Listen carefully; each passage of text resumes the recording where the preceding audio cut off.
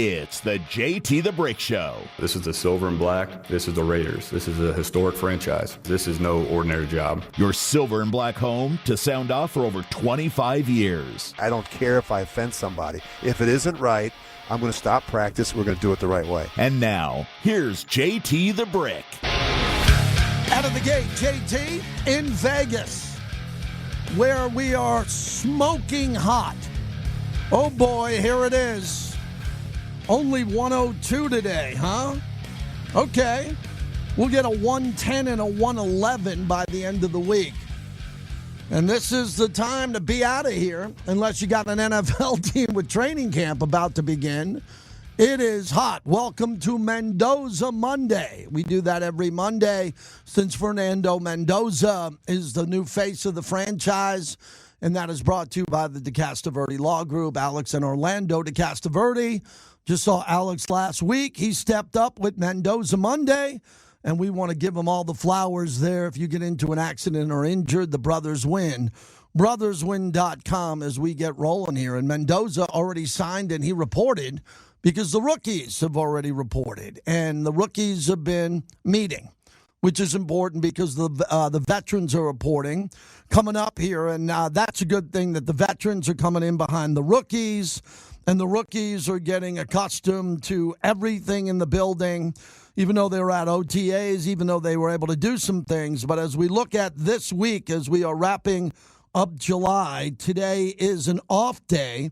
As I'm looking at the Raider calendar inside the building, today the players are off. There's no one there. Tomorrow, the vets report. So tomorrow they meet, they take their physicals, they have their meetings, and then our first practice of this new season, and it counts, is 7:30 a.m.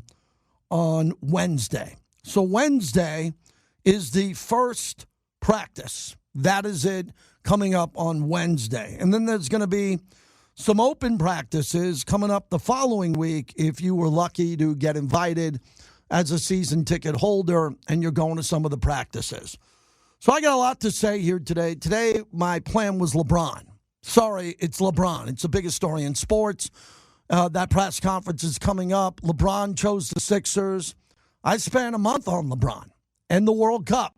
Sorry, that was our summer. It was pretty good. Where was LeBron going to decide? Most people did not guess Philly. Most people did not. I did not. I thought Cleveland won. The Warriors, I thought, made sense. West Coast, too. And then I thought it would be the Sixers over Miami. But the majority of the NBA insiders and everybody who covers the NBA didn't have this, which is quite remarkable. Quite remarkable that most of these guys didn't have this a month ago. And basically what LeBron was able to do was keep it in-house with Rich Paul, his agent, keep it in-house with Philly. He kept it in Philly because Philly was aware of this. They were putting a deal together. And everybody listened to LeBron, and they didn't screw it up. So LeBron ends up going to Philly. I'm going to get into a lot of that today. We got a guest who's going to join us a little bit later on that. Please subscribe to our YouTube page. I get angry and upset when you're not on YouTube. Why? Because we have a YouTube feed, and you can see the show, and you can make some friends, and you can get in the chat, and you can talk to me directly, and we talk during the breaks. In radio, I'm not a big believer in talking during the breaks because I want to save my voice. Like Mick Jagger. Happy birthday to Mick yesterday. He turned 83. If it wasn't for Mick, I don't meet my wife. My kids aren't born. So if you like my sons and you met my sons who put together this YouTube page, they wouldn't be here. They'd be a glimmer in the eyes of the stars if Mick Jagger wasn't born. So Mick was 83. So here's what I want to get into. YouTube, JT The Brick, and on Instagram, JT The Brick LV.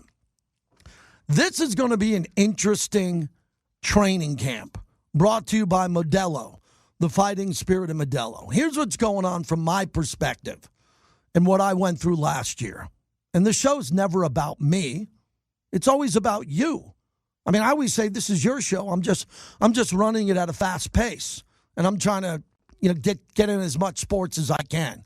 But I don't spend an hour a day talking about me. I'll tell you I went on a staycation today for 3 minutes. I'll tell you if my dad's in town. I'll tell you if I went to AC/DC like this weekend. But I always get back to work here talking sports. So I've been trying to wrap my head around this training camp because I live off a calendar. My whole life is built off an old school calendar that I get every year on Christmas under the tree. And then I live off of that. I don't live off my phone. I'm not good at putting dates in my phone. I do it a little bit better, but I write everything down.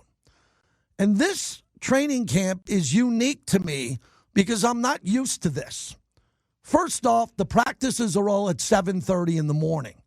Wow. That's a big deal. I live on the main streets of Summerlin. I got to get to deep Henderson. There's some days I'm not going to be able to get there because I got to work. I do this late night show 3 nights a week, right? I get off the air at 11, right? So there are going to be days that I interview people that are there, but I'll be at most of the practices because I'm going to do the play-by-play for some preseason games, and we're going to get that going. So I'll be there for most of it. And when I'm not there, we're going to talk to these insiders and these insiders who are going to be there. But these practices are at 7:30 in the morning. I don't recall that ever. I recall some early practices, but I never recalled it that early. I really, 7:30 every day is interesting. That's a body clock. Now, in order for these practices to be at 7:30 in the morning, the players got to get there between 5:30 and 6, I would assume. Some of them a little bit later, but Max beats everybody in. And then before practice, you got to get taped, right? You got to get taped. You got to get your ankles taped. Whatever you're going to do, you got to get some treatment. So then you're going to have everybody in the building at like 6 in the morning. How long can you keep them? You're not going to keep them until 11 o'clock at night. So most of my career, the Raiders were in Napa, and there were practices at 1 and 5 o'clock at night. And I'd do the show at noon, and I'd be live for a noon practice. This is different. This is 7:30 in the morning. And the Raiders, I think in a good way, are going to take advantage of this. Terrible. They couldn't run a play. They could not hand off the ball and block anybody and run the ball a yard. They couldn't do anything. And they had Chip Kelly, who's been a wizard at all this. I mean, say what you will about Chip. Chip kind of has a pretty good reputation of drawing up plays. And they couldn't do anything. And it started with the offensive line, and the offensive line was awful. Awful. A couple of guys are coming back. As Tom Brady said, no one did their job last year, as in no one. So that thing's got to be refixed, and fortunately, Kubiak can fix it. He's an offensive mind. But getting back to this time clock of 7:30 in the morning, I actually don't even know. I was texting Vinny Bonsignore about it. I don't know how long you can keep the players after 7:30 in the morning. Like, is there a clock that goes off at 3 or 4? Because the union, you've had them for X amount of hours. I don't even know. Not that that matters, but you get what I'm getting at. They're going to start really early in the morning. So by 9:30 in the morning, when most people just pulled into work at 9 or whatever, you're going to look at your phone and you're going to get a lot of news. You're going to see Paul Gutierrez, Vinny Bonsignore, Jesse Merrick, Levi Edwards, all tweeting out what happened in practice. Fernando threw a pick. Ashton Genty caught a wheel route for 60 yards. We'll know that by 9:30 in the morning. Most of us will. And then I'm going on the air at noon. So that kind of, for me, it's weird because there's going to be no one there at noon. There's no practice at noon. So I'm not going to sit out in a tent in 110 degrees and do a radio show at noon. I'm sure I'll be upstairs in the podcast portion of that. And we'll have days where I'm interviewing people. Like, the Raiders are great for me, man. Look at what the Raiders have done for me in my whole career during training camp. I mean, I've hosted everything. I've hosted everything you could host. I've had on everybody you can have. I've been there, done that. So I'm not knocking on the door every day. Please, please, please, please get me Trading Stooks. If we get them, we get them. They're always good to me. But the clock's going to be a little bit different. Then we have 3 preseason games, but one of them, the Houston game, is going to be a national game. So that's interesting because that throws me off the radio because they're doing it nationally. So I got to decide if I'm going to go to Houston or not. But they're only practicing one day in Houston. There's only one practice in Houston for one day. And that's going to be a balls-to-the-wall practice. That's going to be the toughest practice of all of training camp. So who's ever there for that, if I'm there for that, that's going to be a big one. That's like the biggest practice of the year. With all due respect to you fans coming out, there's not going to be a bigger practice than the one day in Houston when they go after Houston. Houston's really good. So all that's going to happen. Then there's a night practice, one of them at Allegiant Stadium, $5. Everybody should be there. Everybody should be at that practice. So they're going to have a practice, and everybody should be there. And then the season's going to start. So I was talking about this with my wife in the pool yesterday. I look at camp different this year for me personally. I'm always a sprinter. I'm not a marathon. I'm a sprinter. I just sprint every day. And I'm not going to do that this year. I'm not. I'm going to work my ass off. I'm going to do everything I always do.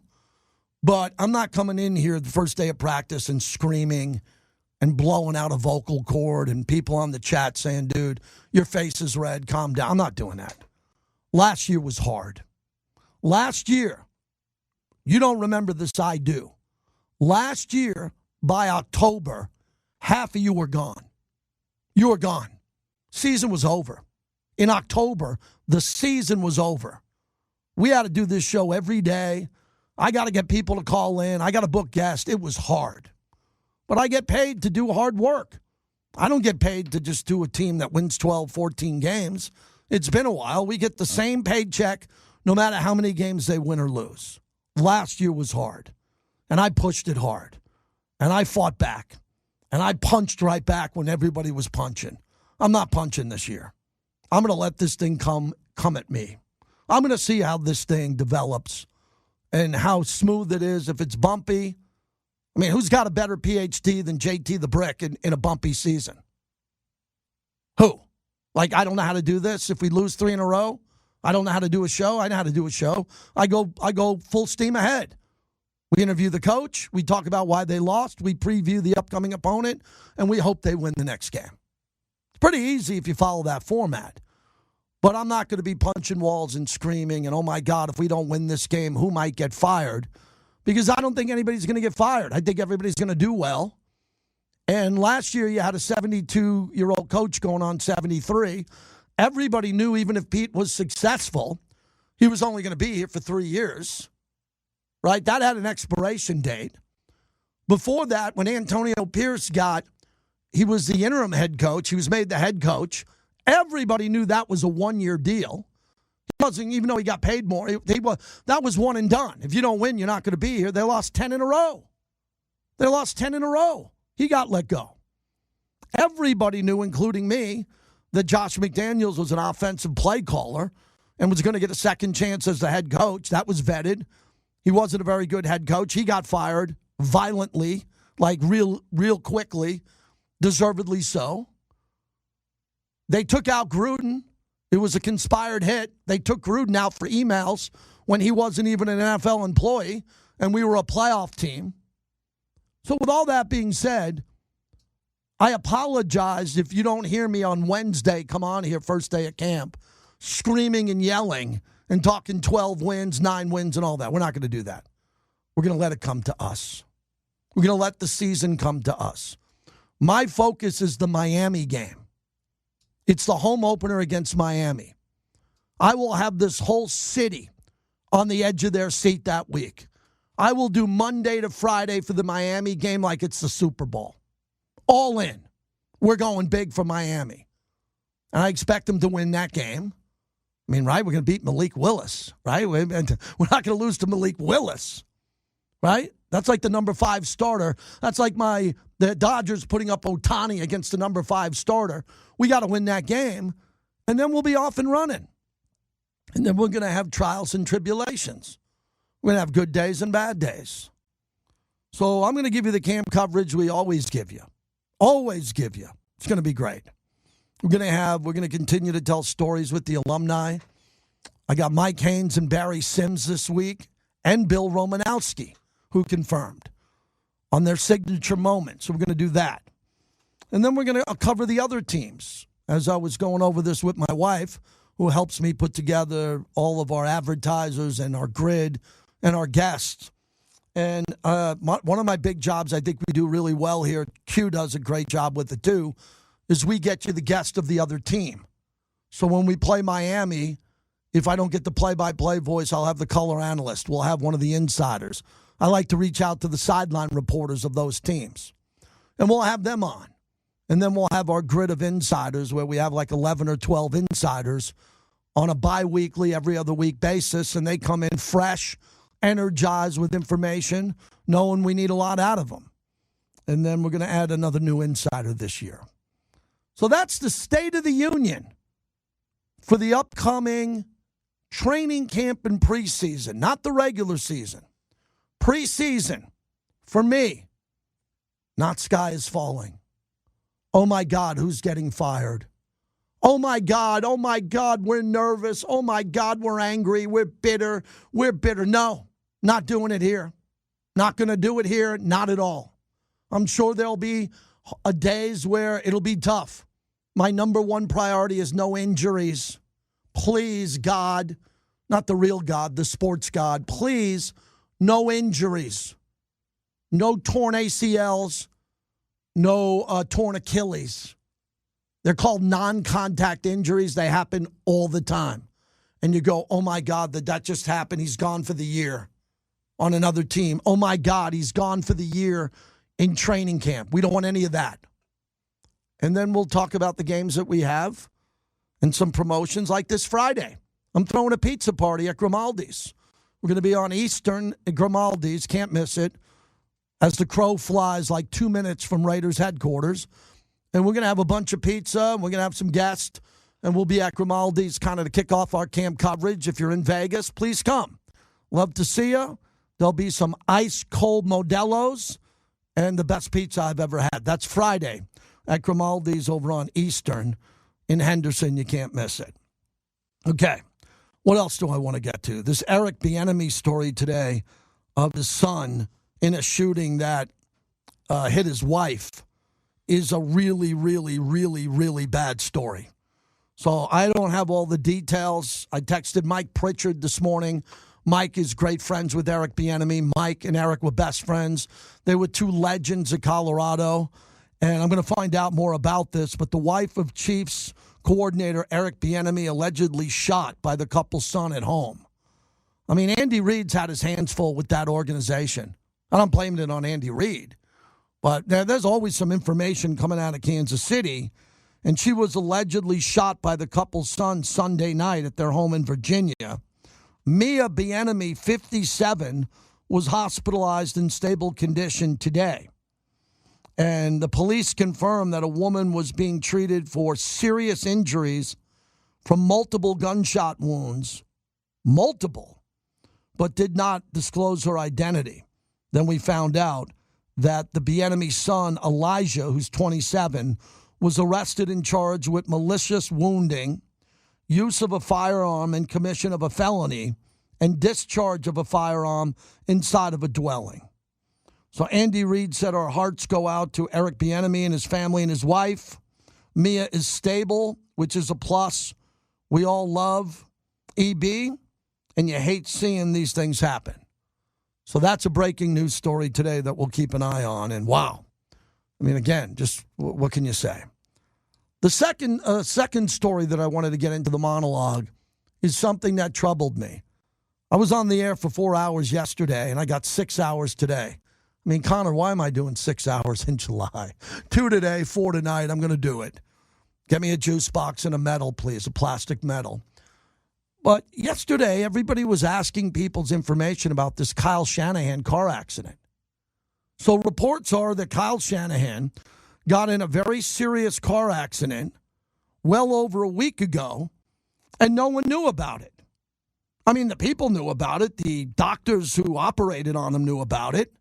Other people were aware of it, but TMZ didn't have it. And SF Gate didn't have it. And KNBR didn't have it, the flagship. And 95.7 The Game didn't have it. How does the head coach of a football team get into a very serious car accident, have to get 40 stitches in the face, a serious concussion, all right, and then other injuries, including a broken hand, and no one leaked that from the lobby? You know, when you go into a waiting room, you're in a hospital, everybody's gossiping, talking. Well, like, no one saw this. So I'm struggling with this story because I don't think you or I deserve to know about someone's injuries in a car accident. I don't.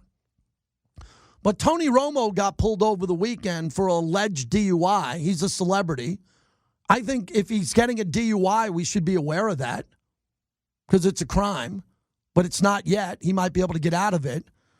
And it looks like from the stories that are here in regards to this story with Kyle Shanahan that there were no alcohol or drugs or prescription drugs or anything involved as of now. So I got on the phone today because that's where I do my best work. I called a couple people who are in the know in the Bay Area. And I asked, what's the story here?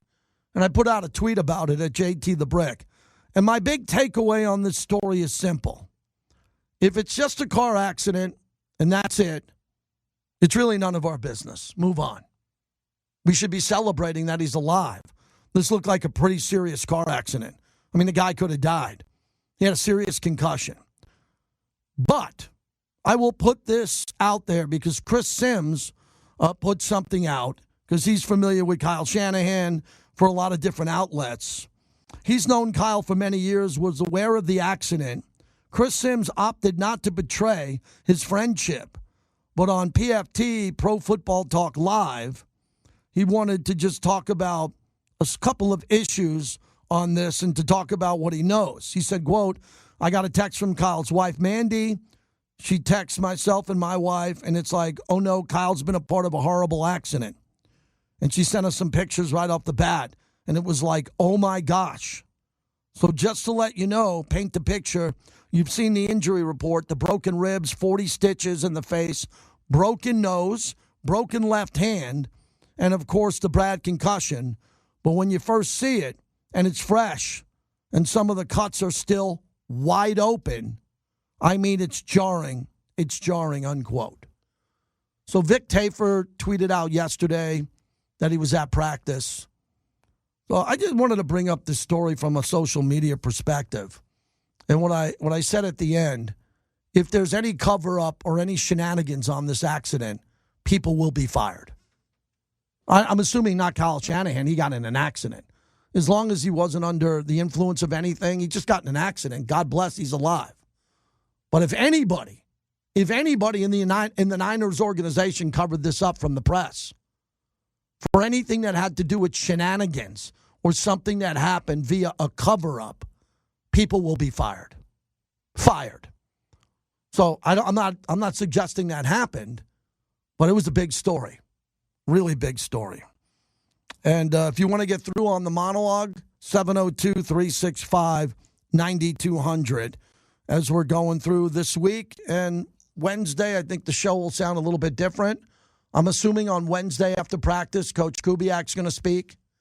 Someone's going to speak or two. We'll have the audio, and we're off and running. We're off and running. And that's how we'll cover camp. But this will not be sky is falling camp. This is not going to be callers calling in, screaming, wanting to fire people. I hate the coach.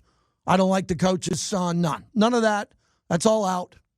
We're going to enjoy a couple more weeks of vacation. Even though it's not vacation, it's July and August, and we don't come up for air from September till past the Super Bowl.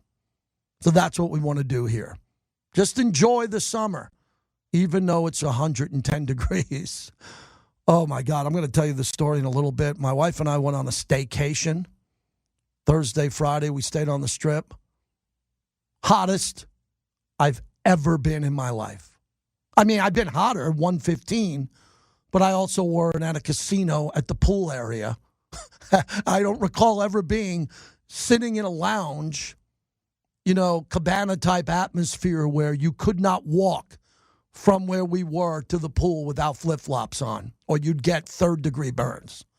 That was interesting. I got some good information on how to do or not to do a staycation. Pretty much all of it was great. It was really good, but wow, was it hot this past weekend, man. And you wonder why the Raiders are going to do practices at 7:30 in the morning. I mean, by 9:30 in the morning, you can feel it. By 10, it's done. 10, 11, you can't practice. So will that help the Raiders? I don't know. They got a world-class practice facility, swimming pools, indoor facilities, vaulted ceilings to punt. Everything you need. Raiders got. Mark Davis went all out. got these players the nicest meal room, the best rooms, the best video, whatever the Raiders need, they have. Mark Davis, he did it all. I mean, he knocked it out of the park for them. All right, that's 30 minutes of me without introducing 6 knuckleheads with costumes and hats on backwards so I could breathe. I don't have knuckleheads, but I'd like to hear from you. 702-365-9200. LeBron James to Philly. Oh, look at the Warrior fans in my chat. We didn't want him. Oh, you wanted him. Oh, you wanted him. You Warrior fans now have nothing. Nothing. It's over. So go to the games and spend $400 to sit in the second deck. Go to the games and spend $1,800 to sit in the lower bowl. Get yourself some margaritas. Get yourself some cocktails. You're going to see nothing. Warriors are finished. Now, there'll be a 7 seed or an 8 seed. But without LeBron, with LeBron, I had him penciled into the Western semis with LeBron. Now, just donate your money to Joe Lacob. And look, Warrior fans, you've had it good. You've had it good. I mean, you had Durant, Steph, Clay, Draymond, banners, ring ceremonies. You've had it pretty good. Okay, so you're gonna be okay. You've had it pretty good. Cisco did not want LaFlop.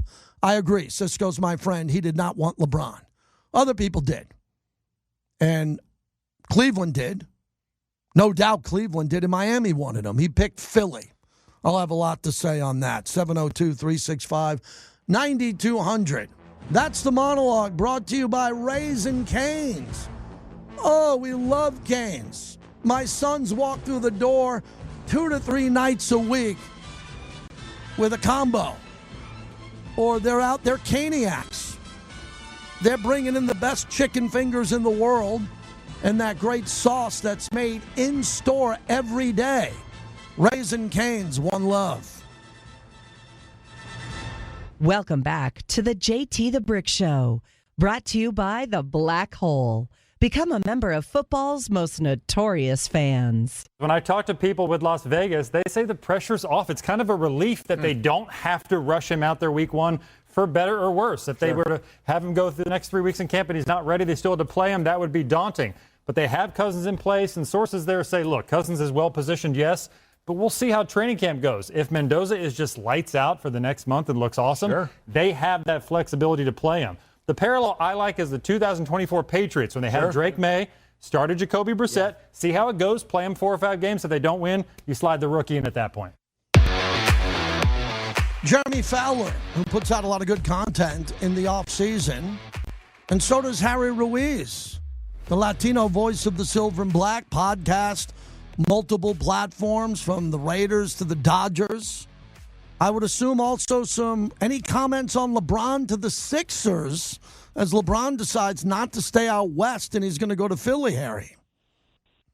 The moment he announced that he was leaving the Lakers, JT, I immediately ordered my Luka Doncic jersey. I bought more Lakers gear. I'm back with the purple and gold. I'm not a LeBron guy, so him leaving LA, that has me happy. So I don't care what he does over in the East Coast. I'm over here focused with the purple and gold, and I'm on board now. I was on hiatus for 8 years. Now I'm back. There you go. How are you wrapping your head around this training camp, considering a lot of, quite frankly, the chaos that existed the last couple of years with coaches on the hot seat or new coaches coming in under pressure, feeling like they were on a 1-year deal and had to win? That doesn't seem the case here, nor it should be for Clint Kubiak. So give me your big picture from 30,000 feet looking down at this camp on what your early expectations are. Yeah, my expectations is more competition with not only just top-tier talent all the way in the top and then not much behind that, which is what I felt last season. Like when I was doing a 53-man projection, like right before the final cuts, I was like, man, we still got like 5-6 spots in this roster that we can fill that I feel that there's not surefire players that are in there. When you look at this team, you have a couple, not just a Max Crosby, a Brock Bowers, and Ashton Genty that you're like, all right, they're top 10 in their position, but after that, then who? You bring in Tyler Linderbaum. You bring in Quay Walker. You bring in Nakobe Dean. You got Taron Johnson, who in the nickel position, he's a top 10 player in that. you look at the depth in the team and you have more players that are good starters instead of question marks on who am I going to use here. And same thing you can talk about with the rookies that you end up bringing. I think Trey Stoops is going to be competing from day one for a starter gig. You know, Fernando Mendoza hopes that he's in the same position that Derek Carr was when he got drafted in 2014, where he wasn't given the starter job, but after training camp and the preseason, he takes over the starting position because he's that good. They're not giving these guys anything. They're making them earn the spot, and that's what I like, that it's not just a team where you got three of the top players in their position and then everything else will figure it out. The roster construction, it's not just to look into the future, but, hey, let's compete this year. Let's be a good team that you don't just learn off of losses. You learn off of tight games and wins, hopefully, as well. Harry Ruiz is our guest. So you would agree that with the 7 new starters that were brought in, Kwity Paye and Nakobe Dean and Deron Johnson, the guys who are going to play, and Tyler Linderbaum, that at least there's more players than last year that should be competing, where everybody's going to be competing, but guys aren't going to be looking over their shoulders. A lot of money was spent, free agent equity to go get these guys, and now you got to manage them throughout the preseason and training camp to have them ready for the home opener. Absolutely. And then you look at how the schedule is set up. I know that you have that daunting week 4 through week 7 slate with teams like the Chiefs, like the Bills, like the Rams.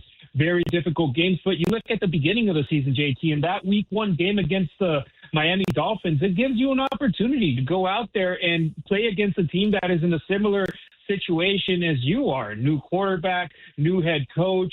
They're trying from week 1 to look different. The Raiders have the advantage of playing that game at home. And if you get some type of momentum and give you a good feeling going into week 2 over there to that game on the road, and then keep the ball rolling, that could be positive momentum as well. And Clint Kubiak, I think that this plan is on the long term. It's not just for something that, hey, let's hope that we win the Super Bowl this year or next year. It's like, no, they hope that potentially even when Vegas hosts the next Super Bowl, the Raiders are potentially playing in there. They're not just short term. They're looking at this long term. And Clint Kubiak, when was the last time that we had a head coach under 40 years old? I mean, this is something where it's like, hey, we're going not just youth, but somebody that is under 40, that has proven himself in the NFL, that is literally just coming off of a Super Bowl championship win as an offensive coordinator.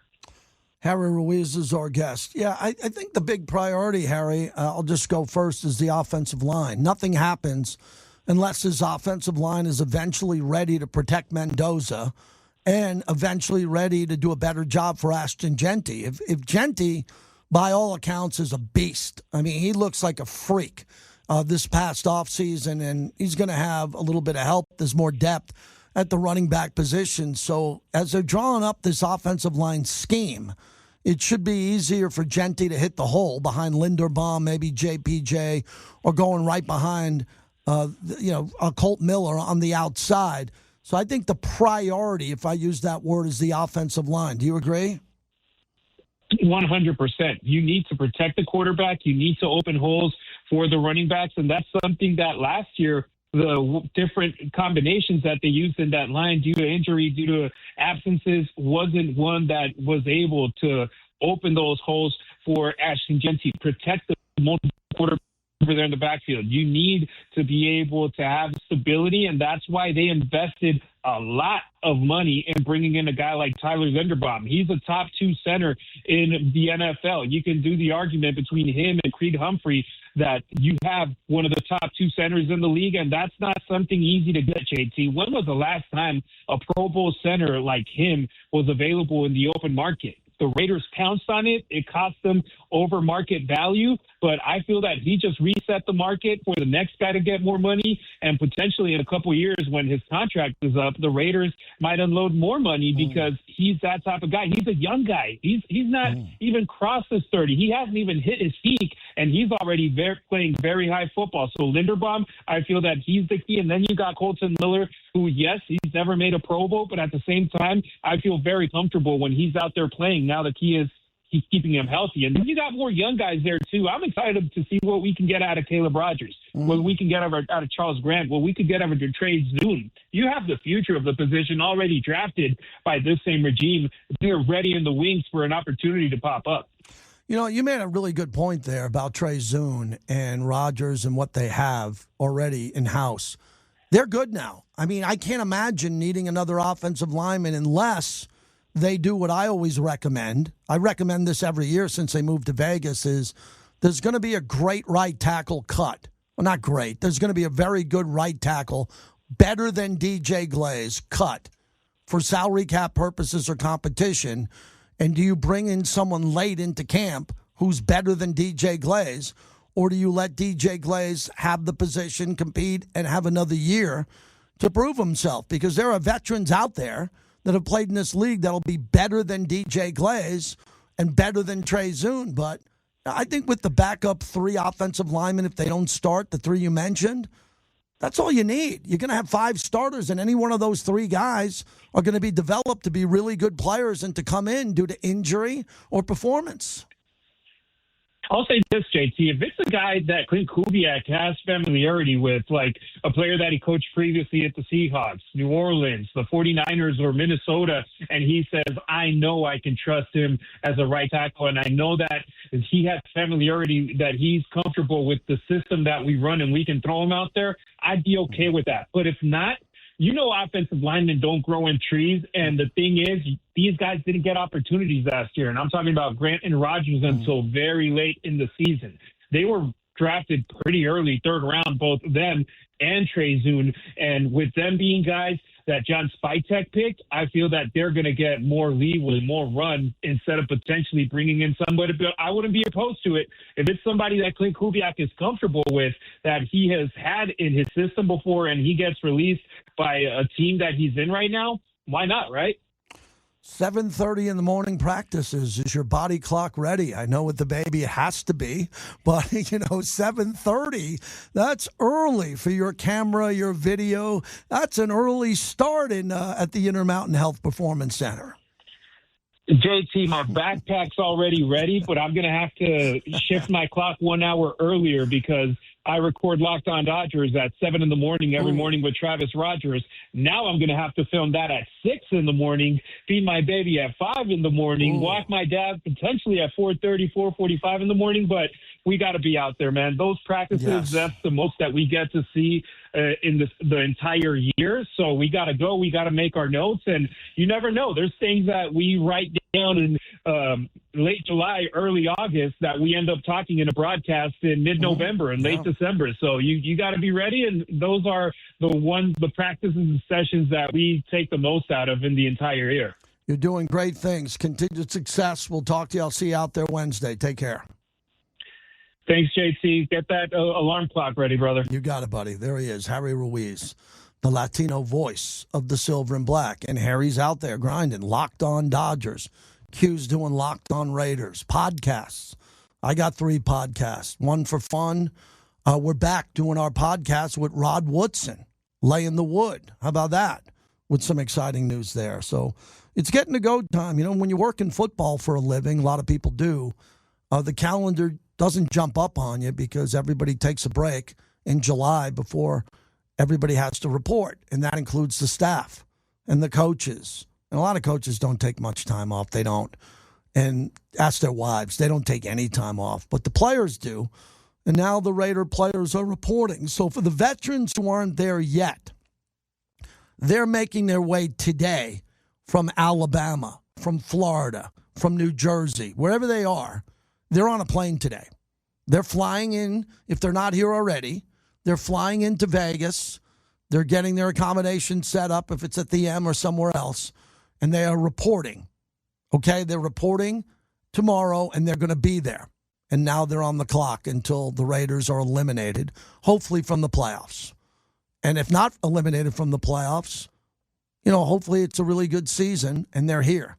Because we got the bye week, week 13, which sucks. The bye week is week 13. There ain't nobody going home. Okay? Let me say that quickly.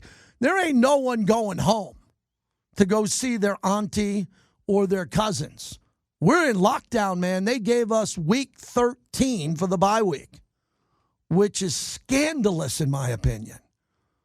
I looked at the schedule. Oh, we got a fun topic coming up here. I didn't know if I was going to save it for today. I'll probably do a little bit of it today or tomorrow.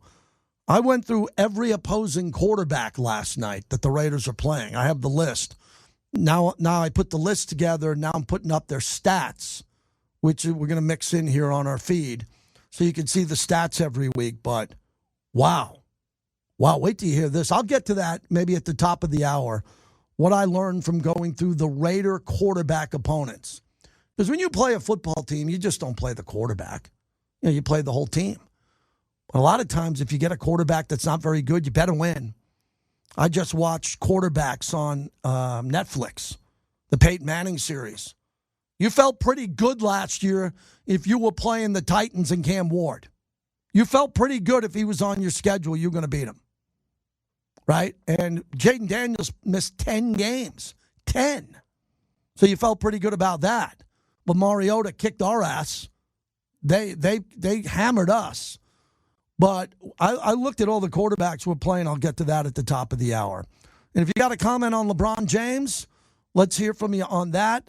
We have a guest coming up on that. I want to dive into that. 702-365-9200 as we move on here. Thanks to Harry Ruiz.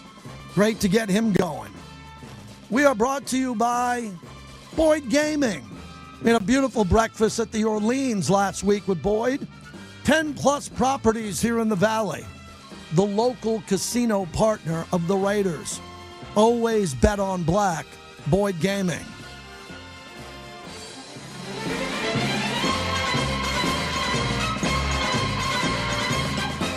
Welcome back to the JT the Brick Show, brought to you by Modelo Especial, the new #1 beer in the U.S. Gino to throw. He's looking down the middle to the end zone. Caught Bowers. Back in the end zone in tight coverage. Touchdown Raiders. Brock Bowers was sandwiched between a defender and the end line and hauled it in for a 7-yard touchdown grab. His 7th of the season. And the Raiders are an extra point away from tying it up early in the second quarter. That's Jason Horowitz on the call. We are brought to you by Woodson Bourbon Whiskey. They are back. Hey, man, that's important. They're back. And this is a business, and they trust what we do. And we are out here promoting Woodson Bourbon Whiskey. And Charles, go to the website, woodsonwhiskey.com. Woodson Bourbon Whiskey, the official bourbon of the Las Vegas Raiders and the University of Michigan. And Charles is up there, and you can get the autographed Blackout 65th anniversary bottle for $194.99. I got a few of them at my bar. You can get the All-American 5-year age 90 proof for only $39.99. Those are all great deals, but you got to go to woodsonwhiskey.com to get all that. So real quickly, we got a short segment here. Jeffri Chadiha will join us next. He's really good from NFL.com and NFL Network. Jeffri Chadiha has been a longstanding reporter. And then Solomon Wilcots will join us at 1:30. We'll talk to him. I went on a staycation this weekend. My wife was really cool. She found a couple of local promotions here in Vegas because it's too hot. So a lot of these giant resorts, and we stayed at nice properties, they got empty rooms. So you sign up online. Online, you get a player's card. We don't gamble. So we're not getting a player's card to bet. We're just getting it to get rewards and to do that. So we got one of those. We got a super, super, super discounted room with a nice upgrade. And then we went out to the pool. And it was insane. It was like going out to the pool on Mars. If Elon builds a pool on Mars, that's what it's going to feel like. So we were out there. I was in the water the whole time. I brought a book, like I was going to read a book, like that was a good idea. The book would have melted. It would have melted if I left it out. Books are made with glue. There's no way a book could have survived out there. Service was okay. These servers out by the pool are just as hot as you. They are working at 111 degrees trying to get you drinks. It is hard work. Those people work hard, so tip them well. Then we had a couple of nice dinners and had a cigar, and nice to stay in a room that probably would have been $1,200 or $800 for 134 with no fees, no resort fees, no parking.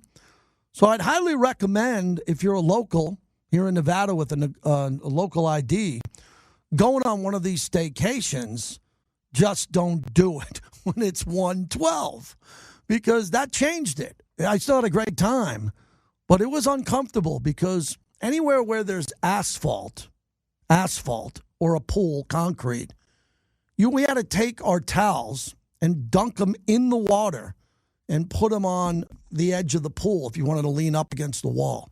That's how hot it was. That was a first for me. Oh, but I forgot. We went to the pepper mill. Oh, God, was that good. If you are local or live outside of town, make the pepper mill. It's like you're going into something from the 80s. It's just so good. The food was great. The staff was off the charts. I've never seen a restaurant where the servers, the bussers, the bartenders, everyone was on the same page. It was a well-oiled machine. If you haven't been to the Pepper Mill in a while, which is right on the Strip, right there, you can walk there from the Fontainebleau Resorts Whirlwind. Make sure you go to the Pepper Mill. Their menu is incredible. Their lounge was fantastic. Everything was beautiful. That was the highlight. That was actually the highlight. Friday, going to the Pepper Mill. 1 hour down, one more to go. Good hour. Jeffri Chadiha will join us next at some point in a few minutes. And Solomon Wilcots from NFL Radio on some of the camp storylines.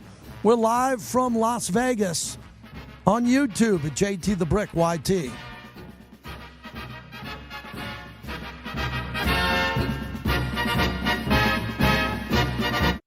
It's the JT the Brick Show. You just get up every day and you take one step at a time and you keep going and you show up. We have a big mountain to climb, but we're not trying to do it all in one day. Your silver and black home to sound off for over 25 years. It's really important to me that we're a gritty team, that the way that they were back in the old days. It's nothing that we say, it's what we do on the field. All the little things that win that have nothing to do with scheme. And now, here's JT the Brick. Yes, JT with the hour number 2 of the show. Q Myers is coming up. We'll have an update on the Summer of Fun coming up. You don't want to miss that. Solomon Wilcots at the bottom of the hour, former NFL defensive back, one of my longest tenured guests. Going to be nice to have him on to go around the league. And Jeffri Chadiha, who's a very good guest from NFL Network, momentarily. Let me get up Raider D. His original old school Raider Nation, the guy who gave me the first ever tour of real Oakland. Remember when we did that back in the day, my friend? Hey, yeah, man, having a good day, JT, man. I've been down for a minute since I was out there in November, man, with sciatica. So getting back up on my feet, man, and looking forward to this year. I hope you're coming out here a few times. Let me know. We need you out here. Need you for a game. Hey, definitely. I definitely plan on that, JT, man. Got to hook up. I hate we didn't the last time, but I tell you, I'm excited about this year. Okay, and before everybody start, I don't know why fans start this prediction stuff, but I'm seeing us being 8-8. I won't be disappointed if we're not. I won't be surprised if we're better than that, man. But I think we're going to be much more competitive. We're going to play a better brand, more sound football. I think they went out and got leadership in the rooms. That's important. That up front, you got Max on the defensive side up front. So I'm liking what I'm seeing out of Kubiak too, man. It looked like it's strictly business. We're strictly football, and I'm really excited about this year, man. I think we're going to surprise a lot of people. So, D, you know, me and you have been to camps together. We've been to Napa together. We've been to preseason games in Oakland. So you're not freaking out about this. You know this. You're going to let this come to you this year, and you're not a dramatic guy. You're original black hole OG. You're not going to lose your mind over these camp, breakdowns and freaking out over when Mendoza's going to play. As an OG, you're going to take it in stride. Yeah, that's it, man. I mean, I even like the addition of Cousins. The one room that I would say we didn't go out and really get real leadership, so that leaves us for some guys to develop their leadership skills, and that's the wide receiver room. And I think some guys will step up, but Cousins has seen a lot of football. He's seen a lot of defenses, So Mendoza will get a good chance to look at a sound veteran, go about his business, man, and he'll get to develop, properly. I like the running back we picked up to go along with Genty. Brock Bowers, the top tight end in the league. So what we're doing, man, we got some good things. And JT, yeah, man, we got some charity events we've done, man. We've done some everything, and I'm really looking forward to getting out there. And and D, you didn't get LeBron. You good with that? Cisco's good with it. You good not getting LeBron? I thought he was coming to the Bay. Yeah, I know. Hey, I thought he was coming. I thought it would have been a little thing he might have wanted to do to stay close to home and stay close to, where his kids. But, hey, man, I don't think he's going to make anybody better for, a number of years. I'm good with it. I don't think he wanted to come here because he's not going to be the star. Nobody's star is ever going to outshine Steph Curry's star. Right. I agree with that. And that's how it is here. So, all right, my man. That was fun. All right on, JT, man. I'm going to be putting you up throughout the season. You got it, buddy. Good to hear from you, man. I tell the story from time to time. Raider D, when I met him, this is in the 90s. So this has got to be 97, 98. I started with the Raiders 98, so it had to be 98. And he took me on a tour of Oakland, but real Oakland, the killing fields, other areas that you heard about, like in the history of Oakland, not the pretty parts of town. He says, you need to know Oakland if you're going to be on the radio in Oakland. And he spent about an hour and a half with me driving me around Oakland. It was eye-opening. Eye-opening what he showed me. He's pointing out that's what happened on this corner. This was where the Black Panthers started this. This was where, all of a sudden I'm sitting here seeing these parts of Oakland. And it helped. I can go on the radio and talk a little bit about Oakland. And it was interesting. It was a very important moment for me, getting to know the town. Because you go to a Raider game, everybody from Oakland's going to a Raider game in Oakland. I mean, the whole city, everyone, the surrounding areas. That was eye-opening for me. All right, let's move on. Jeffri Chadiha has been a long-time NFL reporter and insider, one of the best to do it out there from NFL media. And he's kind enough to join us as he gets ready to go around the camp tour, as he always does. Jeff, good to talk to you. I want to begin by starting off with, I'm in Vegas here with the Raiders. We have you on our shows often, especially on TV. Do you see a natural point with this Raiders schedule, which is really tough? Have you looked at it to see where the Raiders can drop in Fernando Mendoza?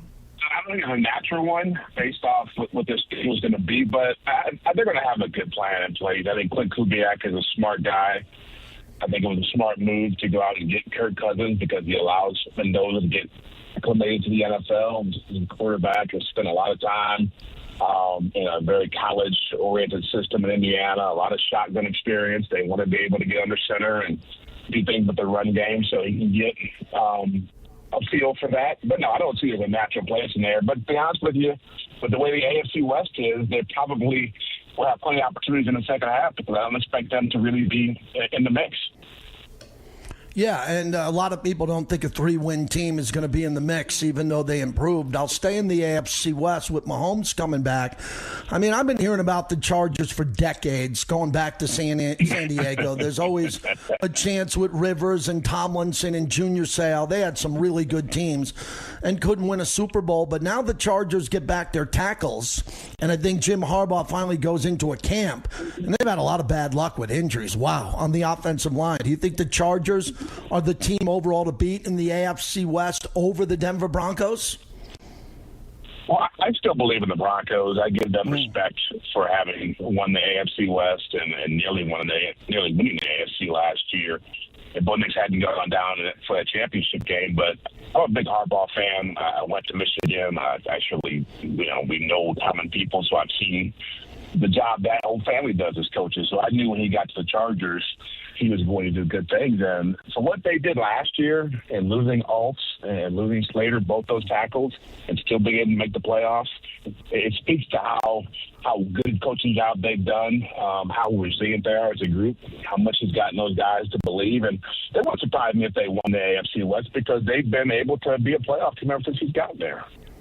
Where do you stand on the growth and the maturation process when you look at Justin Herbert? I've said I've seen them all like you have, Montana, Brady, Elway, Alt Marino live. I've never seen an arm as good as him. I put it up there with Marino and Elway. He's got one of the greatest skill set arms in a clean pocket I've ever seen. But there are some immaturity issues and just handling the ball in big games and playing to a higher standard when he's playing in more important games. And a lot of people are waiting for Herbert to have that type of MVP season.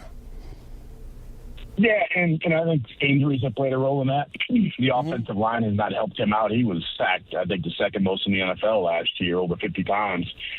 And so having more stability up front will be a big factor for him. But I agree with you. Talent-wise, he's off the charts. And you look at what Jim Harbaugh has done with lesser quarterbacks. J.J. McCarthy in college, Alex Smith with the Niners, Colin Kaepernick became a star in Jim Harbaugh. So that's going to help him a lot. And also adding Mike McDaniel as the offensive coordinator, getting that run game to be more consistent is going to help. So it would not shock me if Justin Herbert became an MVP candidate this year because he's got a lot of good things around him. Jeffri Chadiha is our guest. I want to stay with the Rams out west and what you're reporting or looking at with Aaron Donald. As I've said, I think he's in better shape. Not football shape, and we know the differences, but he's in better weight room shape and physical shape than he ever was as a player. I mean, he's been documenting it for everybody watching on social media. So I don't think it's going to take a lot for him to ramp up and play because I don't recall an athlete who's ever retired who got in better shape than a guy like him. So do you expect him to hit the ground running? Because it looks like he's going to play again, right?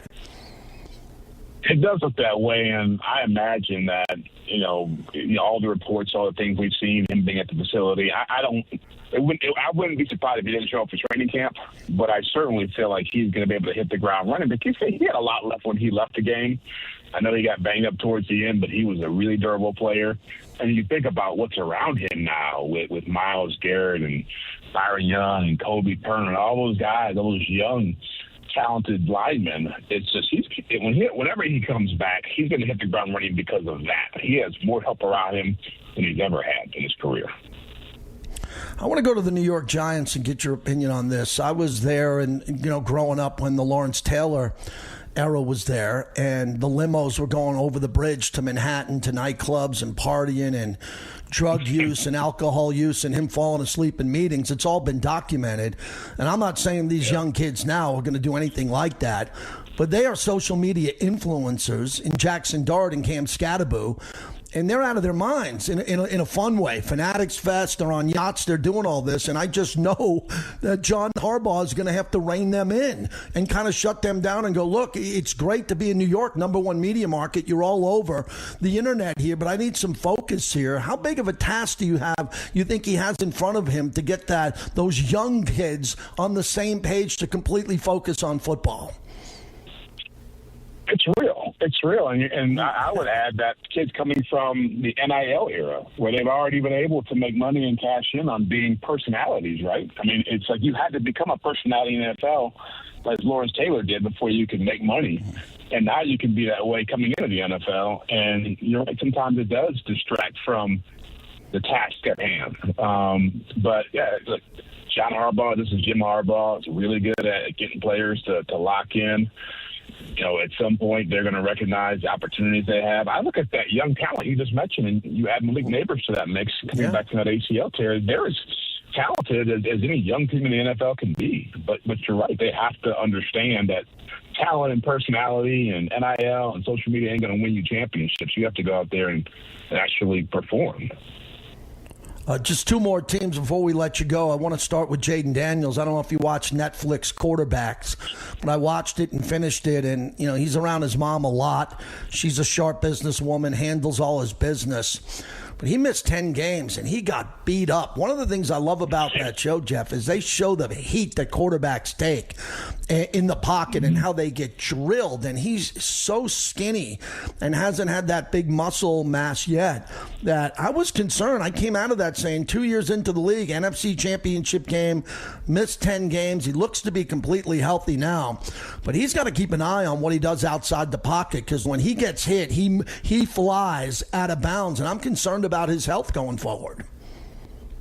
Yeah, and if I'm him, I'm calling Robert Griffin III and asking him about some things he would have done differently, because it feels like it's the same thing all over again, right? The big rookie year, all the excitement about what he can become a quarterback, and then the injuries start piling up. And you're right. It's very hard to play that position. Lamar Jackson is such an outlier, and sometimes we forget that he's a skimming guy, not the biggest guy in the world, but he does a great job of avoiding some of those big hits, and he's so fast. And I don't know if Jaden Daniels wants to keep playing that way, but at some point he's going to have to recognize that playing that way is dangerous to you, and you're going to have to be able to not just be a guy who can make big plays. Running around, getting the ball in your hands matters a lot. I was just at the Chiefs training camp a couple of days ago, and Patrick Mahomes was talking about having to make that transition now that he's had an ACL tear, because it's a lot easier to keep playing a long time when you get the ball to the playmakers and watch them run as opposed to taking those big shots. Jeffrey, last one. How has your career evolved in regards to covering training camps? All the years you've done this, there's some really good teams that you want to see because they're going to play deep in the playoffs, but there are other teams that are coming off 3 or 4 wins that might have had a big off season, like we started with the Raiders, 7 new starters, or some teams with 5 or 6 wins that you think might be able to turn it around. How do you look at your assignments and what you're going to cover the rest of July into August? Well, those teams like the Raiders, like the Titans, like the Panthers, the Saints, some of those teams you don't spend a lot of time talking about over the course of a season that aren't traditionally playoff contenders, you probably gravitate more to those teams to kind of see who's going to be the next New England Patriots. Right? Nobody was talking about them last year at this time, but they were quietly putting together a team and a good coaching staff, and they ended up making a run. And so this league now is, it's always going to be a star-driven league, but there's so much opportunity and so many interesting stories within those teams that are not making the playoffs. Like Cincinnati is a very fascinating team to me. Can they get back to where they were a few years ago? Joe Burrow can stay healthy and the defense can evolve. The Giants, we talked about them, what they can become. The Saints is Tyler Shook and some of the things they've done. Can that actually materialize? So I spend more time thinking about those kind of teams now than I used to. Mm-hmm. Thanks, Jeffrey. Appreciate it, man. I hope to see you during camp when you come out to Vegas or out west, and appreciate you coming on. Thank you so much. Definitely, man. Thank you. Always a pleasure. Thank you. Jeffri Chadiha, everybody. There he is, and it's a good guest to get on as we're closer to kicking off camp. JT back with you as we continue. We have Solomon Wilcots coming up here in a little bit.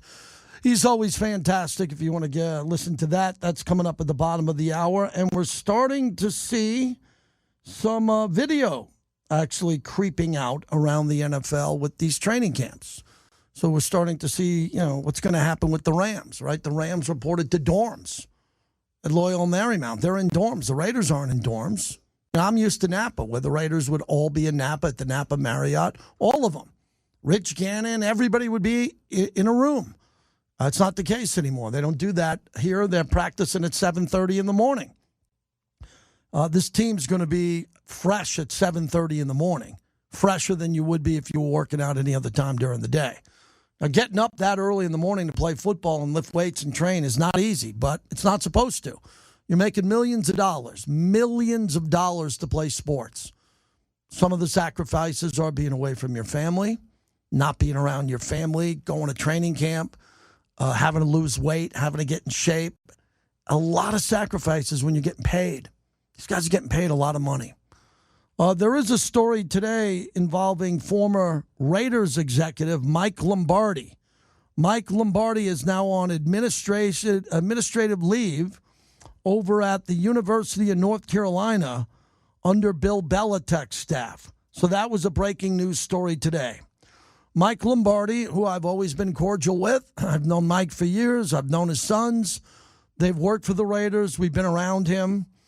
The top aide for Bill Belichick has been placed on paid administrative leave by the university. The university announced that today, effective immediately. It did not disclose any other details. The Tar Heels open up their second season under Belichick in just under 5 weeks against TCU in Dublin, Ireland. The school's decision stems from a human resources complaint filed by a former UNC front office employee. A source told that to ESPN's Pete Thamel. There's a pending investigation into the matter, according to the source. So we don't seem to know much about this or what happened to Mike Lombardi, but whenever, Connor, human resources are involved, I will tell you this as someone I just got to meet and started working with. Avoid human resources other than to sign up when you start your job and maybe to get a check when you leave your job. And be nice to human resources at the company Christmas party. It's the best advice your buddy JT will ever give you. Just wave. Wave and hope you don't get called into the office there. Eric Bieniemy's wife allegedly shot by her son. Oh, my God. Eric Bieniemy, who played with Mike Pritchard and was a great player with Mike Pritchard at Colorado. One of the great college football players ever to play. Ever. I'm not saying old-time Mount Rushmore, but one of the greatest players to ever play, Eric Bieniemy. This is a tragedy surrounding Kansas City. Mia Bieniemy was hospitalized. She's in stable condition today. And reportedly, she suffered serious injuries and was shot by her son, who's 27 years old. Eric Bieniemy is back as the offensive coordinator for Kansas City. They had a lot of success. I cannot believe Eric Bieniemy didn't get a starting head coaching job. He didn't. Same people who said Josh McDaniels didn't deserve to coach, Eric Bieniemy deserved to coach. And he coached Patrick Mahomes. He called a lot of those plays. Andy Reid was the play caller, but Bieniemy drew up a lot of those plays and was very good. And again, people questioned him at times, but I always thought he was prepared to coach. Eric Bieniemy left Chiefs training camp and was not in attendance today at practice. He was with the Chiefs on Sunday in Missouri at the campus of Missouri Western State for their second practice of training camp.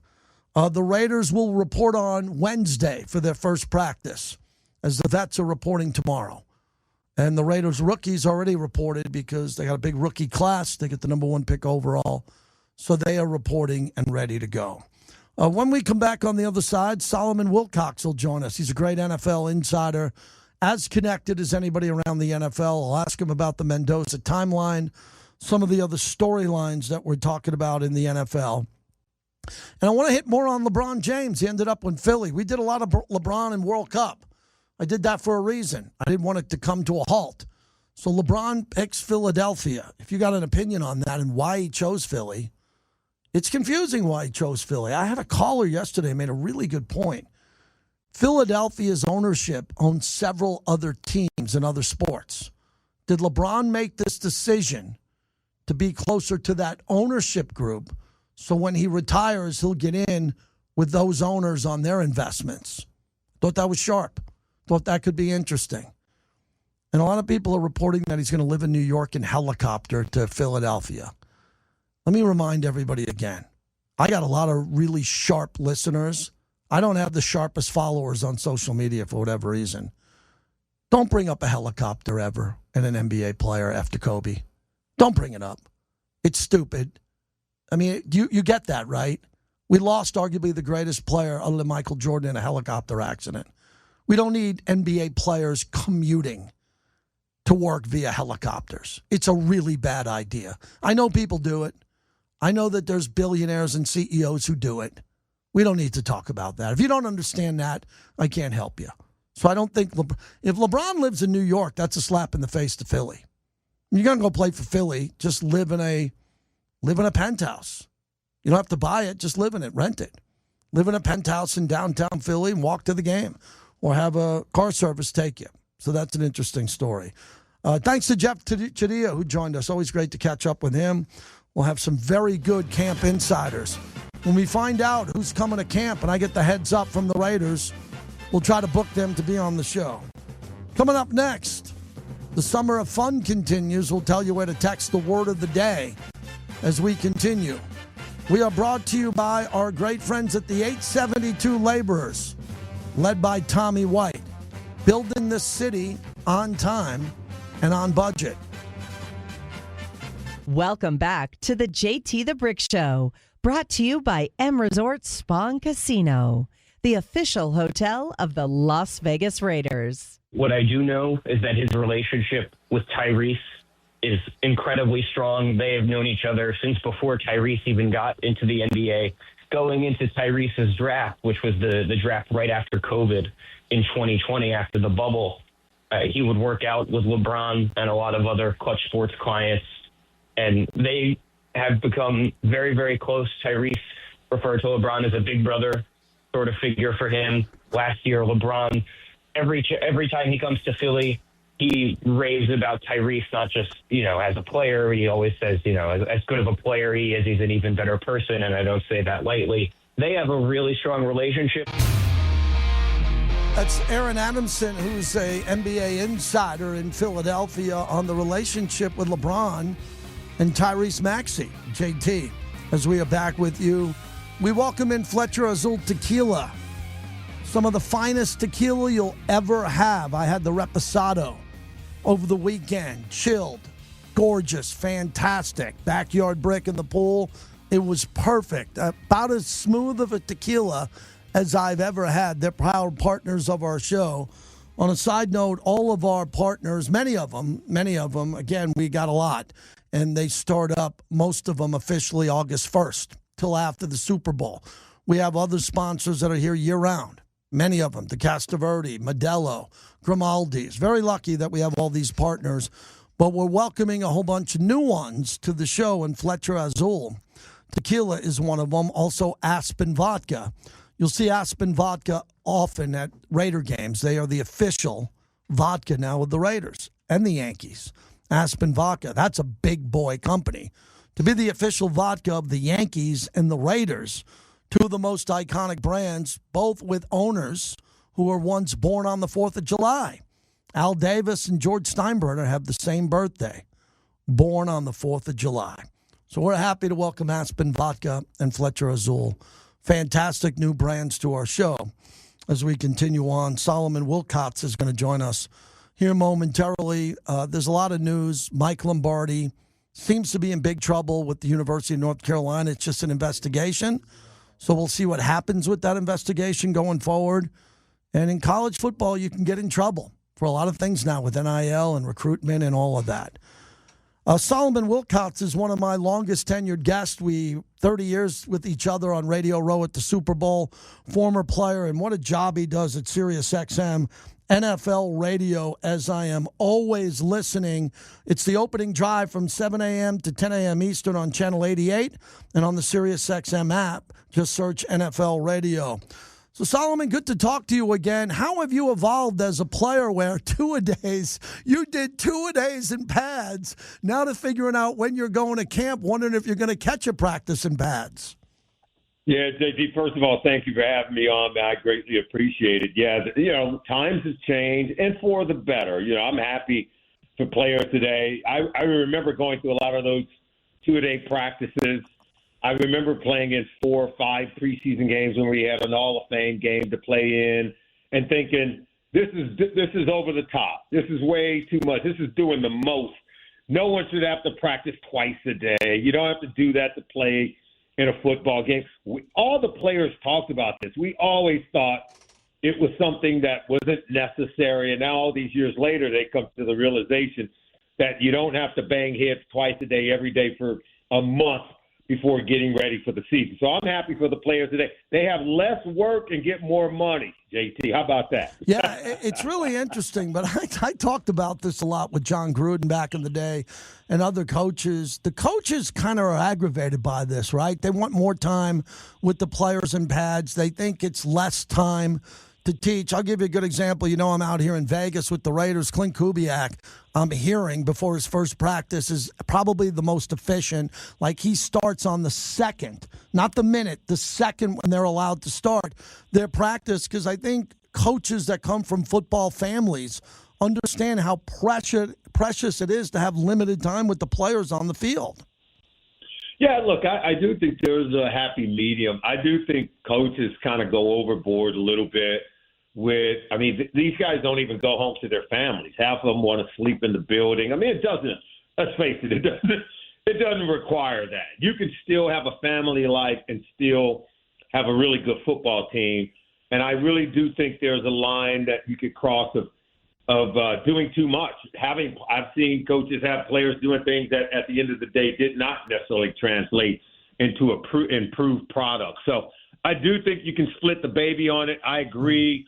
You should be getting more work done to make sure that the product is good and that the players are prepared. But I don't think it requires staying in the building overnight.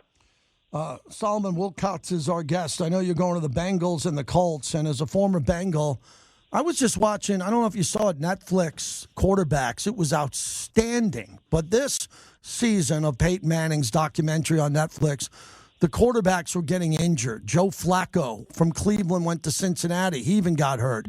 Jaden Daniels missed 10 games. Baker Mayfield bruising his shoulder every week. And then you took a look at all these quarterbacks combined. You just said to yourself, man, they're taking such hits in the pocket when they release the football. Even at the end of it, the Titans got a really good young quarterback, and he was getting beat up. What can you tell us about Burrow and bringing him along properly now for your former team and keeping him upstanding with that offensive line, because he's so great. He's arguably the best in all of football when healthy. Yeah, I thought 2024 was a MVP year for him, by the way. Led the league in passing, did so, and in passing touchdowns. He was phenomenal. But because the team didn't make the playoffs, he did not get enough consideration as the MVP. That went to Josh Allen.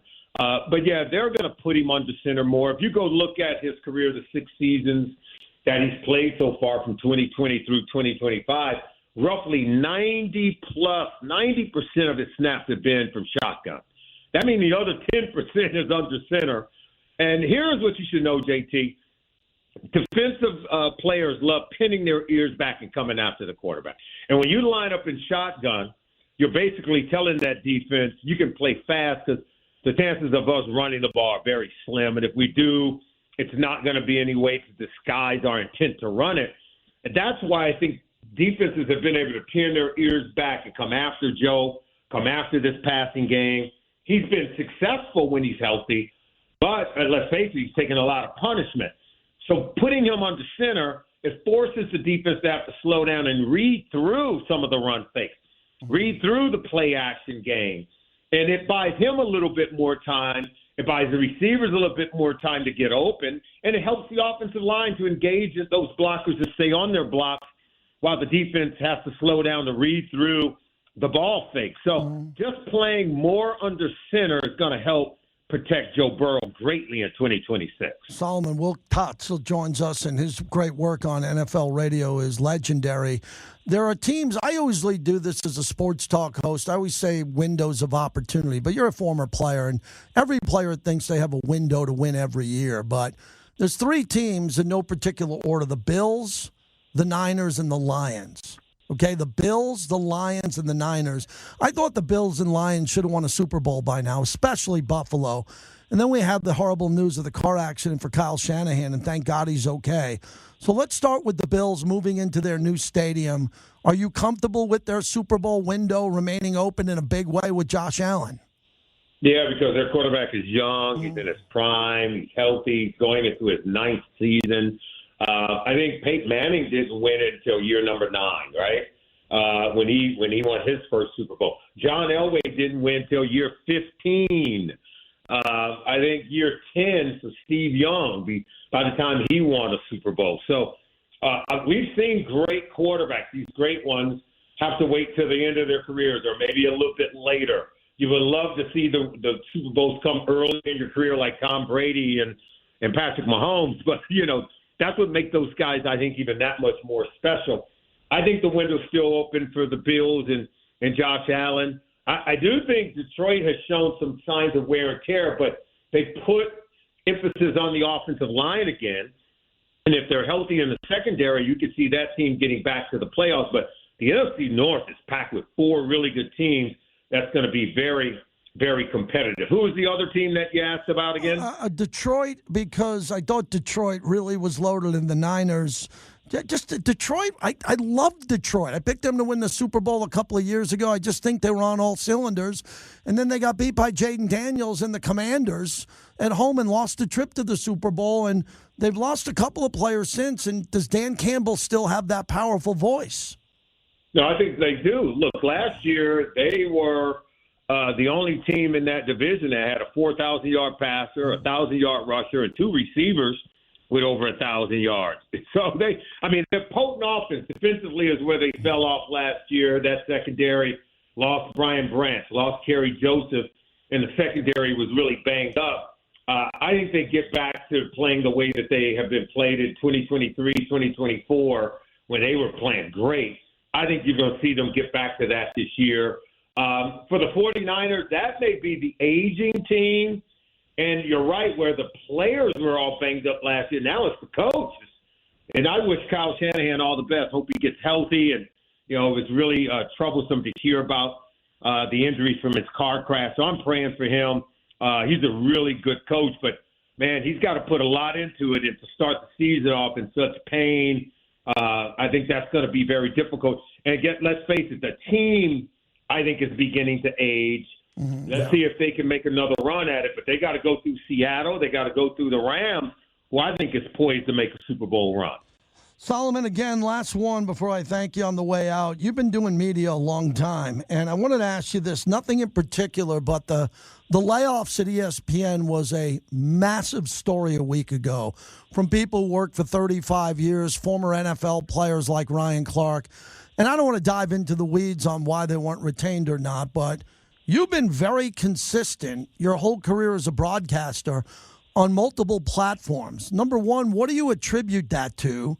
And secondly, when you see people that are younger than you losing their platforms or primary job, what advice do you give to them as another door will eventually open?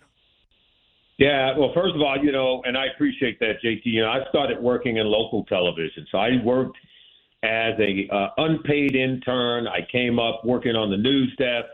I became a writer, then a producer.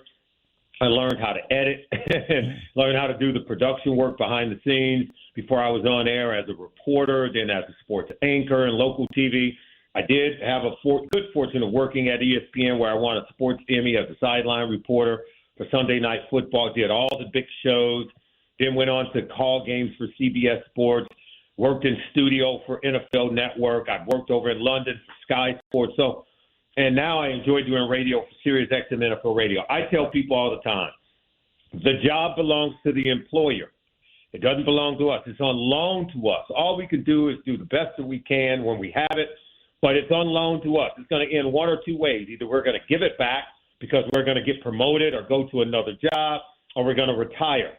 Or they're going to take it back, right, and give it to someone else for a period of time. But it's not ours. We are entrusted with it for a finite period of time, and then we got to give it up. I always say all you got to do is keep cultivating the talent. If you have the talent, the work will come. Don't worry about the jobs, because the job belongs to the employer. They're going to always look to do it with someone who's cheaper, someone they think is better. But as long as you have the talent and the skill, you'll always have a platform to perform your work. Solomon will do a Bengals training camp show on Friday, August 7th with Dave Lapham, and then the other opportunity to go to the Indianapolis Colts on August 10th. Hope to see you soon, my friend. I don't like waiting till Super Bowl Radio Row, but we'll cross paths along the way and on other platforms, and I always appreciate our friendship. You're the best. Keep up the good work. We'll talk to you soon. You got it. Solomon Wilcots, kind enough that he can join us. I really love talking to broadcasters and former players about their path. I do that. I try to do that more and more because there are younger people out there that want to get jobs. And I'm really down to earth with, I got 2 young sons who have jobs, thank God. And if they didn't have the perfect job, I wouldn't care. I didn't have the perfect job at 23 and 25 like my sons do. I was Wolf of Wall Street, literally Wolf of Wall Street, that movie. I didn't get into radio until I was 29, 30. I've been doing it 30 years. But he was a former player. He played and then went to the newsroom and cut tape and edited and wrote. And then CBS and doing analyst work, and what a career. And the only way you're going to stay in media is if you can do multiple things. You got to be able to do multiple things. Maybe it's writing. I'm really high on the documentary world. Anybody asks me if they want to get into sports media, I say, I don't know how to do it. I'm not saying I have the answers. But I remind them, go get hired by ESPN 30 for 30. Go get hired by Bill Simmons documentary team. My favorite thing now in sports is not podcasts. It's not radio shows. It's documentaries. I find myself watching sports documentaries all the time. NFL, right? The top 100 players. They do these documentaries that are so well done. I'm like, get involved in that business or come up with your own business. Grab a camera and do your own film or documentary. Because those are the people that seem to be doing really special stuff now. Really special. Thanks to Solly for joining us. Really well-respected guy. When we're on Radio Row every year, he gets booked in advance. His person calls me and says, when do you want him on? I said, whenever. Just, make sure we get him on. And you could just see him walking from radio station to radio station, sitting down and doing interviews. This year, the Super Bowl's in Los Angeles. Really? We're back in L.A.? We're back in L.A. at SoFi, which means what? Radio Row is downtown at the L.A. Convention Center. You've been downtown lately in L.A.? You've been downtown? Look, I'm not looking a gift horse in the mouth. I'll hopefully be there. But L.A.? Can't they build the stadium in Malibu?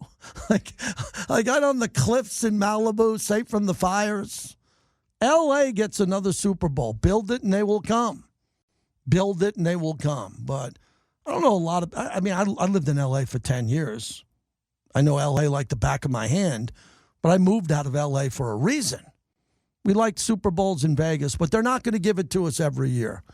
And Connor, you would agree. We don't want everything every year. We're having the national championship in college football. We're having the national championship in college basketball, the Final Four coming up, and we got another Super Bowl coming. Yeah, plus it helps make it a destination. People are going to want to come here. They're going to want to spend money. They're going to want to go to the casinos, the restaurants, the shops. I think that's good. Now, if you do it every year, you start to lose some of that love and a little bit of that lore. So I agree with you. I mean, if you could do it every once in a while, I think that helps rather than doing it back to back to back. Absolutely. People have to come to Vegas to have a good time. And, yes, the summer of fun. Where are we at before Q comes up at the top of the hour? Go ahead. Yeah, we got our summer of fun going on this week.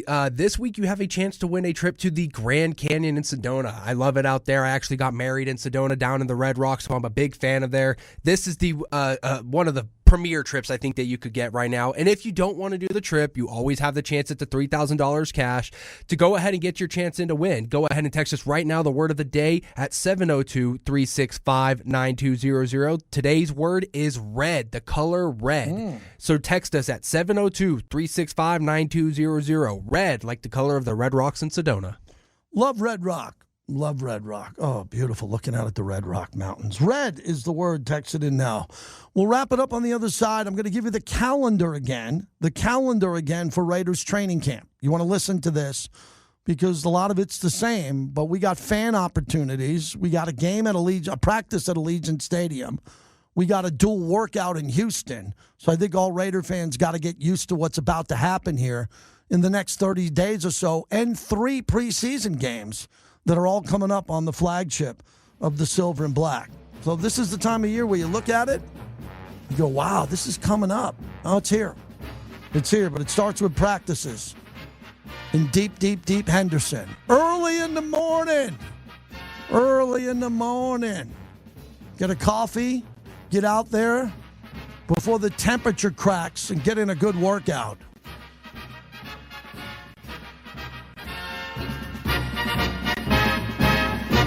Welcome back to the JT the Brick Show, brought to you by the DeCasta Verde Law Group. If you get injured in an accident, call 702-222-9999. The one thing that I think that needs to be talked about is there's a likelihood that LeBron James plays 2 years, not just one.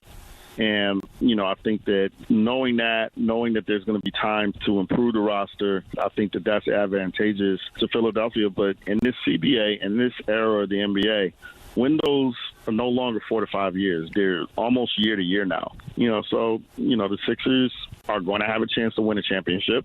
They're going to have a chance to get out of the Eastern Conference, but so are the New York Knicks.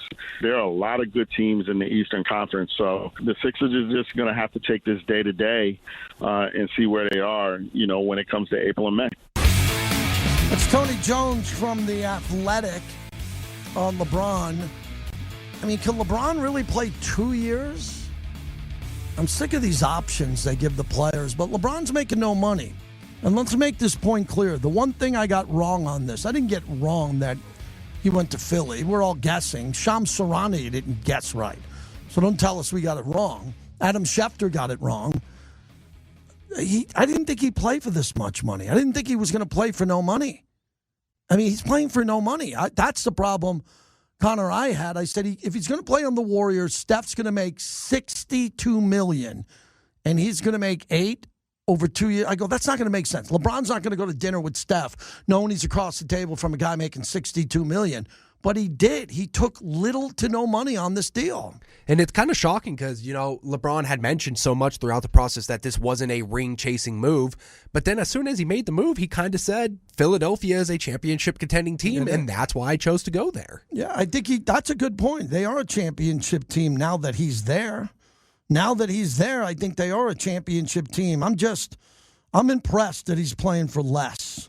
Because everybody says these quarterbacks play for less. No, they don't. They take more money in a signing bonus. They get fresh new money in a signing bonus. They redo their deal, and they say, oh, man, he redid his deal. He did it for cap-friendly reasons. No, he didn't. He took all the money in a signing bonus. These guys are able to do that all the time. But for LeBron, he's got to hope that Embiid stays healthy, and that's hard to do because he doesn't stay healthy. But he went to Philly. And I'm a Knicks fan, so I'm loving this. I'm loving this as a Knicks fan because every time the Knicks play the Sixers, it's going to be on national television Christmas Day. And that's going to be good to watch LeBron the rest of the way. I guess we got AC/DC coming up this weekend at Allegiant. Woo. Ooh. I might have to put out my miracle. I need one. You know, when the guys stand outside, I need one. I buy you Modelo's. You bring the brick to an AC/DC show. Get me standing next to you for Back in Black. I'm always wearing AC/DC gear, so I got to figure out that one. That's coming up here. Foo Fighters coming up. Concerts galore. But AC/DC doesn't get much bigger than that, except my Rush coming to the Sphere. That's brewing. Q's got a great show. He's coming up. He's putting together our entire broadcast whirlwind over down there, which is going to be a lot. Practice at 7:30 in the morning, player availability, radio shows, podcasts. There's a lot happening. And it kicks off officially, technically now, but Wednesday is the first practice. If you're going out there for fan events, 7:30 in the morning, early practice, you're done early, and get back to work.